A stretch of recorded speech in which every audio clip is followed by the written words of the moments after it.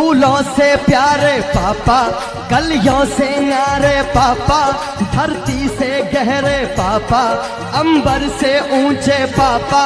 पापा कि तूने चलना सिखाया था ना, दहलीज ऊंची है ये पारे करा दे। नमस्कार दोस्तों, आज हम लोग समाकलन पर दूसरे वीडियो में देखेंगे कि पिछले वीडियो में हमने बेसिक को बताया था, जिसमें आपको समझ में आया होगा और उस बेसिक में इसी टाइप के प्रश्न को हमने लिया था। आज हमने क्वेश्चन बैंक को क्या किया, ढूंढा और उसमें देखे कि उस बेसिक में कितने प्रश्न किस टाइप के पूछे गए हैं। तो अब देखिए कि x के पावर 5 है, हमने 8 करके आपको बनवाया था और x के पावर 5 का इंटीग्रेशन 17 में पूछा हुआ है। अब 0 का इंटीग्रेशन अगर निकालिएगा कि 0 का इंटीग्रेशन क्या होगा, तो सिर्फ कांस्टेंट राशि होता है, c होता है, यानी कांस्टेंट राशि। या ऑप्शन में आपको k केवल मिल सकता है। ये तो आपका सूत्र ही है और ये भी आपका सूत्र ही है। और ये आप देख लीजिए x के पावर 8 का आपको इंटीग्रेशन निकालना है तो क्या हो जाएगा, एक पावर बढ़ जाता है और इसमें कांस्टेंट राशि हो जाएगा। अब इसको भी कल हमने हल किया था, ये भी आपका क्वेश्चन पूछा हुआ है। और ये 1/x का, तो 1/x का आपने इंटीग्रेशन देखा था log x प्लस c। इसका आप निकालेंगे तो x के पावर 6/6 हो जाएगा। 1 का आपने पहले ही देख चुके हैं, यहाँ x है, सिर्फ x हो जाएगा, x प्लस c। इस टाइप के प्रश्न को हमने पिछले वीडियो में देखा था।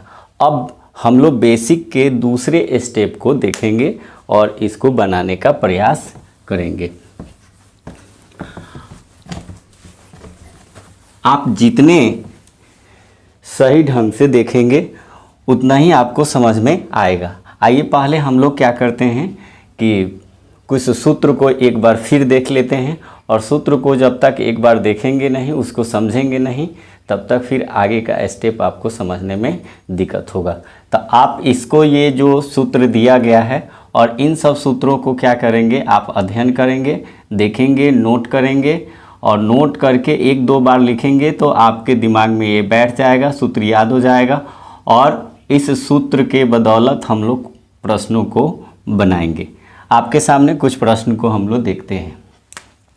यहाँ पर दिया गया है, प्रश्न 1 को देखेंगे और इसको देखिए बनाने का हम लोग प्रयास करेंगे। पहले तो इंटीग्रेशन लगाइए, इंटीग्रेशन लगाएंगे तो 4 कांस्टेंट है, बाहर आ जाएगा और ये 3x, ये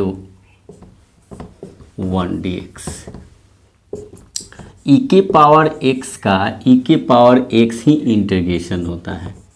अब यहाँ देखिए कि x का जो गुणांक होगा वही भाग हो जाएगा, इसका x हो जाएगा।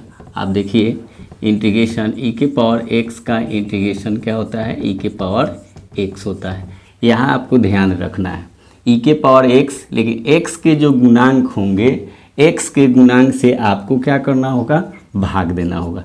एक लाइन अगर इसको बढ़ा देते हैं तो 4/3 e के power 3x plus c, sorry x है, x प्लस c, कांस्टेंट राशि को जोड़ दिया जाता है। दूसरे प्रश्न को अगर हम लोग देखें कि दूसरे नंबर को इंटीग्रेशन हम लोग को करना है, तो ये आपका सूत्र ही है। आपने देखा था सूत्र में कि cos x का इंटीग्रेशन क्या होता है, sin x होता है, ठीक है। अब देखिए यहाँ 3x है तो इससे हबड़ाना नहीं है, 3x है, x के केवल गुणांक पर हम लोगों को ध्यान देना है। तो x के गुणांक पर अगर ध्यान दे रहे हैं तो यहाँ देखिए आपके वैल्यू क्या आएगा। तो पहले तो इसका इंटीग्रेशन करेंगे, sin x हो गया, x का गुणांक क्या है 3 से भाग कर दीजिए, हो गया।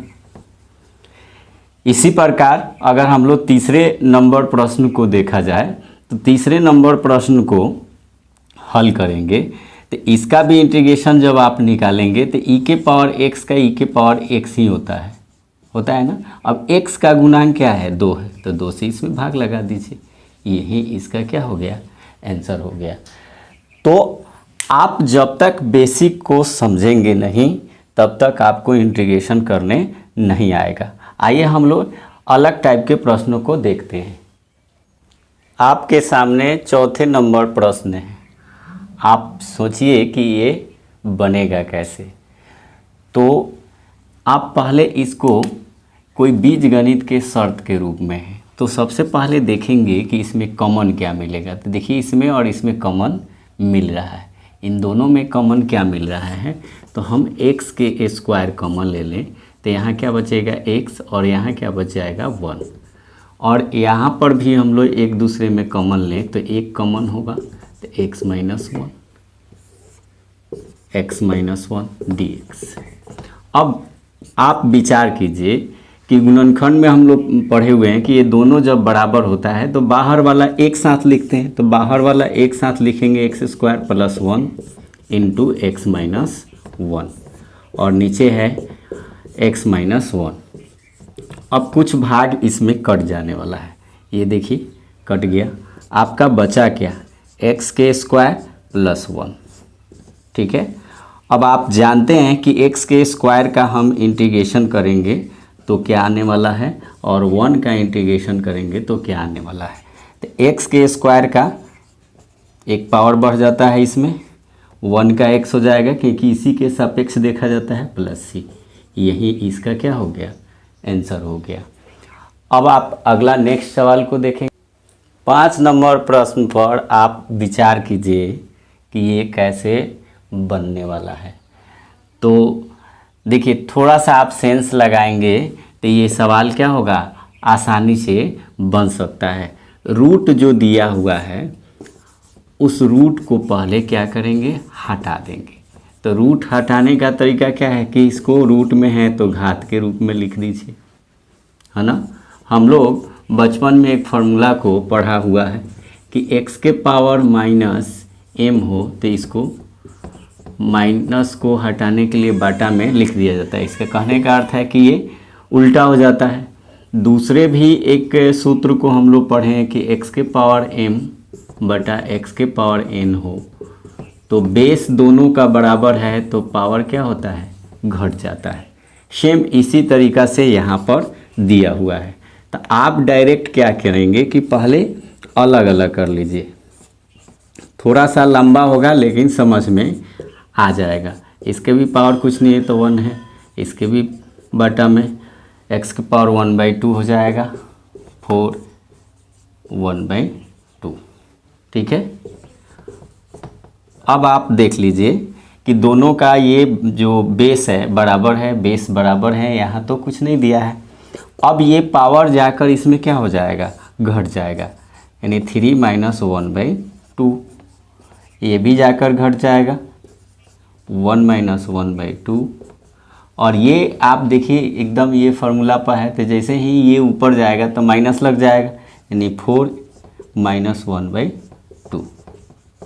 ठीक है, यहाँ तक आपको समझ में आ गया। अब यहाँ तक आपको समझ में आ गया है तो इसके आगे बनाना आसान है क्योंकि आप इसके आगे समझ चुके हैं। अब यहाँ एलसीएम लेंगे तो ये क्या हो जाएगा, 6 में से 1 चला जाएगा, कितना बच जाएगा, x के पावर 5/2। यहाँ क्या बच जाएगा, 1/2, x के पावर 1/2, 4 माइनस 1/2। अब आप इंटीग्रेशन कीजिए, इंटीग्रेशन लगा दीजिए पहले, 5/2 dx 3, x के पावर 1/2 dx, 4 कांस्टेंट है बाहर आ जाएगा, माइनस 1/2।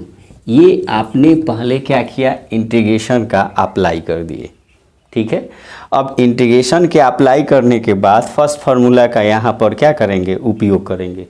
तो हम इसको ऊपर लिखते हैं,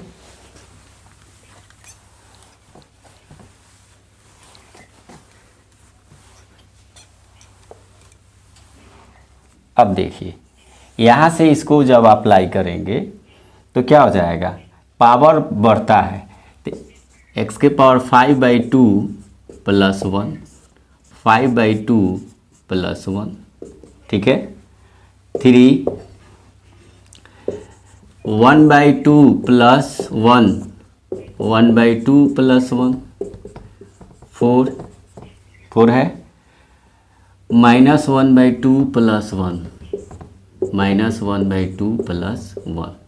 अब इंटीग्रेशन जहाँ भी हटता है वहाँ कांस्टेंट राशि को क्या किया जाता है, जोड़ दिया जाता है। अब इसका एलसीएम ले लीजिए, इसका एलसीएम ले लीजिए। एलसीएम लेंगे 2 और 5 कितना हो जाएगा, 7, 7/2, नीचे भी 7/2 हो जाएगा। 3 × 2 ये आपका 3/2, नीचे भी आपका 3/2, और 2 में से -1 होगा, x के पावर 1/2 हो जाएगा। एलसीएम लेंगे तो ठीक है। अब चौथा बटा क्या होगा, पलट जाएगा, 2/7, x के पावर 7/2, ये भी पलट जाएगा। तो ये 2 पलटेगा तो 3 में जाकर गुना हो जाएगा, कितना, 6/3, 3/2, ये भी आपका पलट जाएगा, 1/2। एक लाइन और बढ़ा दीजिए, तब जाकर आपका आंसर क्या होगा, मिल जाएगा। तो ये 2/7, x के पावर 7/2, ये तो कटने वाला है, 2x के पावर 3/2, और ये 8x। अब 1/2 के लिए आप रूट लिख सकते हैं। तो इस तरह से हमने एक भी स्टेप छोड़ा नहीं है, किसी प्रश्न में छोड़ नहीं, क्योंकि ये जो वीडियो है बेसिक है। उसके बाद हम लोग एक्सरसाइज में चलेंगे और एक्सरसाइज को बनाएंगे। अगला प्रश्न आपके सामने है, और इस प्रश्न को हम लोग कैसे बनाएंगे। तो सबसे पहले ये देखिए, इस टाइप का कोई सूत्र होता नहीं है ना। तो पहले देखिए, आपको ये गुना में दिखाई दे रहा है, गुना में दिखाई दे रहा है, तो पहले इसको हम लोग गुना कर लेते हैं। तो क्या हो जाएगा, sec² x और sec x × 10x, गुना करेंगे तो यही आएगा। अब क्या करेंगे, इंटीग्रेशन का अप्लाई करते हैं। इंटीग्रेशन का अप्लाई करेंगे तो sec² x dx हो जाएगा, यानी sec² का इंटीग्रेशन पढ़ा जाएगा, है ना। आप भी केयर करेंगे, क्योंकि हम लोग भी कभी कभी गलती कर बैठते हैं। तो sec² का इंटीग्रेशन आप जानते हैं क्या आएगा, बोलिए, 10x। और sec x × 10x का होता है sec x। और देखिए ये कितना आसानी से आपका सवाल बन चुका है। तो जब तक आप फार्मूला को बढ़िया से कंप्लीट नहीं करेंगे तब तक ये समझ में नहीं आता है। नेक्स्ट सवाल को हम लोग देखेंगे, और ये कैसे बनेगा।